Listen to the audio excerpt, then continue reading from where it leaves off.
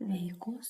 Norėčiau pristatyti, kaip naudotis dirbtiniu intelektu Microsoft'o, kuris mums priklauso licencijuotai, Copilot, kaip ir direktoriai vakar minėjau, tai turim susirasti savo kompiuteryje tokį mėlyną rutuliuką Microsoft Edge. Jį paspaudus matome langą. Naršyklę galime naudoti paieškai kaip ir mūsų Google, bet mums reikia štai va šitos ikoniukės. Ją paspaudus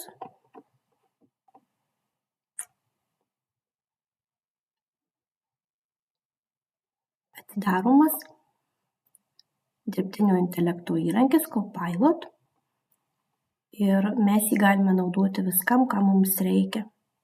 Kaip matot, kurti rubriką klasiai, sukurti plakatą, sukurti pamokų planą ir daug visokių kitokių dalykų. Na ir čia matot mirksi, galim parašyti, ko mes norim paklausti arba ką norime sužinoti. Sakykime, aš norėčiau iliustracijos. Man reikia, prašau sukurti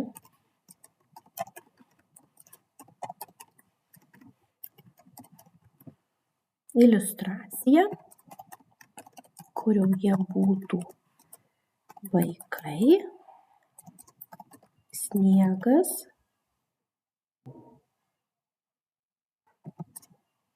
miškas. Spaudžiu rodyklėje pateikti arba tiesiog Enter. Ir laukiam.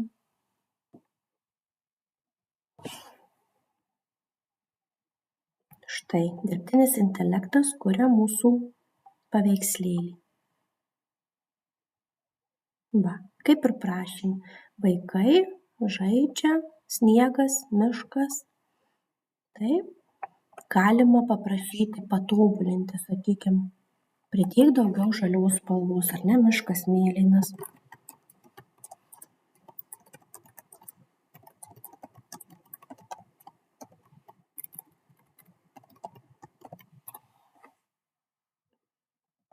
Ir vėl laukiam.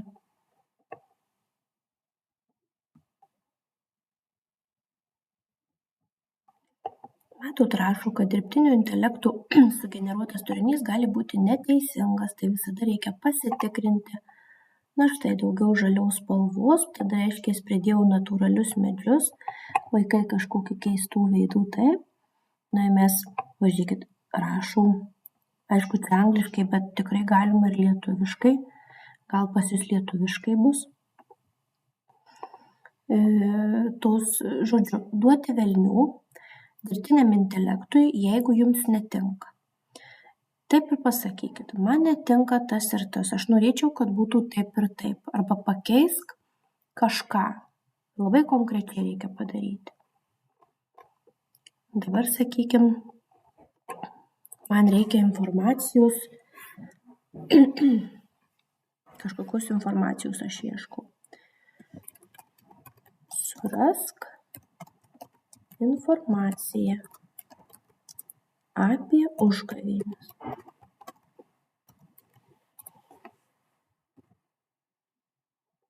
Na, ir jis ieško, pateikia mums informaciją, taip pat pateikia, iš kur jis tą informaciją paėmė. Prie kiekvieno uždėjus matom skaičiuką ir iš karto galime patekti į nuorodą, pagal ką jisai taip pateikia apibendrinęs kelis šaltinius. Žinoma, mums būtų gerai pasitikrinti, ar tie šaltiniai tikrai yra patikimi, ar juose informacija vis tiek žinom, gerai, negerai. Va, tai jis naudoja iš Wikipedijos ir kalendorius Today. Ir taip pat siūlau, dabar jau lietuviškai man siūlo, kokie yra tradiciniai užgavėnių patiekalai. Jeigu aš paspausiu, jisai man jau ieškos apie tradicinius patiekalus. Arba pasakyk daugiau apie persirengėlius.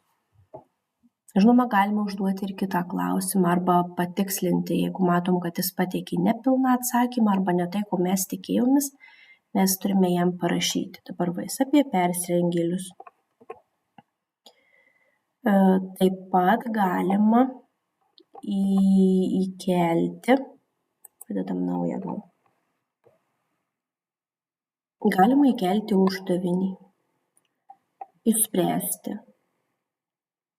Galime tiesiog nukopijuoti iš kito dokumento, arba, sakykime, jūs norit pasitikrinti rašybą, arba gal jums trūksta minčių, kaip pateikti vieną ar kitą žodį.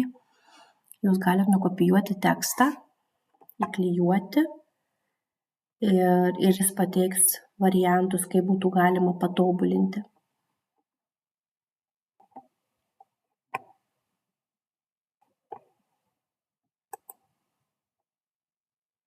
Jums yra įvairių siūlymų duodama.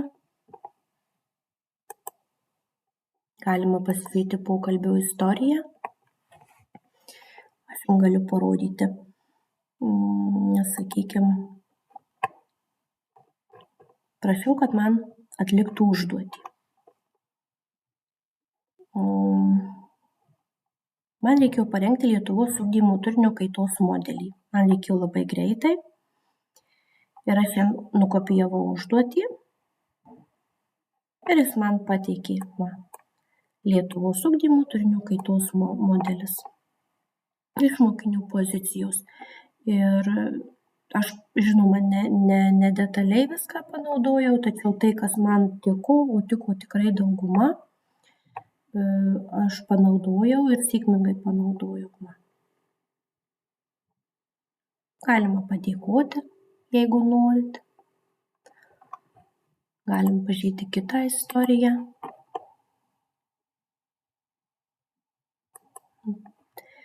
Sakykime, norėjau pasidomėti, reikia mokyklai pateikti ambulatorinio apsilankymų aprašymą, konkrečią formą. Ir man pateikė atsakymą, remdamasis įstatymais ir e-sveikata. Ir jeigu aš nueičiau į e-sveikatą, ten taip pat rašiau daug informacijos.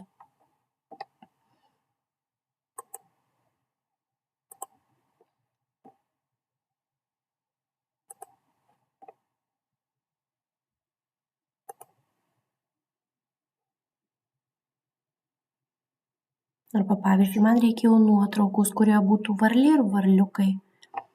Tai sako, štai nuotrauka, kurioje matoma varlė su varliukais. Tačiau man ta nuotrauka netiko.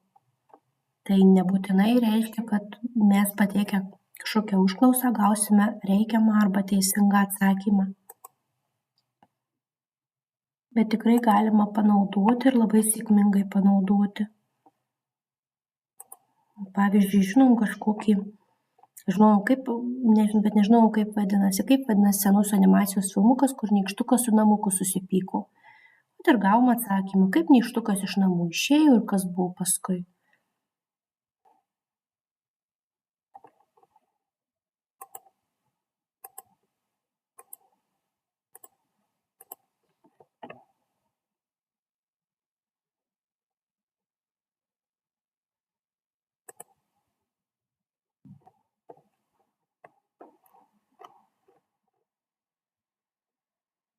Tu galima, prašiau, sukurk ekrano užsklandą.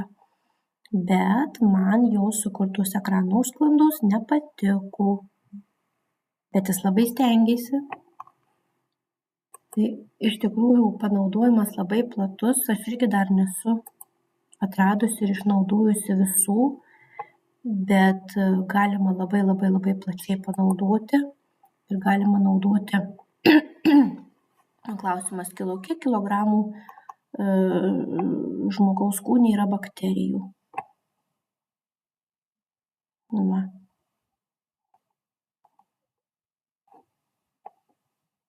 Irgi, kuo remiasi visi šaltiniai, mes pasispaudę galim susirasti.